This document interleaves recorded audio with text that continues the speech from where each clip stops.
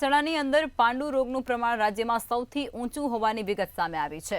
Health વિભાગના સર્વેમાં મહેસાણા જિલ્લામાં 70% લોકો પાંડુ રોગથી પીડિત છે, તો 6 થી 18 વર્ષના યુવાન અને કિશોર વર્ગમાં પાંડુ રોગનું પ્રમાણ 17%ની આસપાસ છે।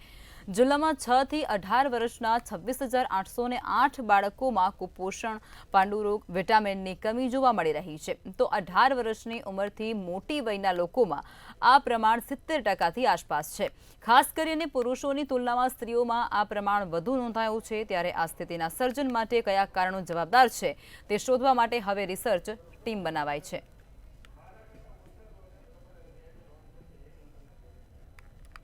હેલ્થ વિભાગ जो છે કન્સર્ન છે આ બાબતને લઈને, અને હવે અમારા જો મેડિકલ કોલેજીસ છે જીમર્સ સ્પેસિફિકલી, સો એમાં અને બીજું મેડિકલ કોલેજમાં પણ નૂતનમાં, સો અમારા જો એસપીએમ વિભાગ છે, કમ્યુનિટી મેડિસિન ડિપાર્ટમેન્ટ છે, તો એ સાથે એક રિસર્ચ પણ પ્લાન કરવામાં આવી રહી છે।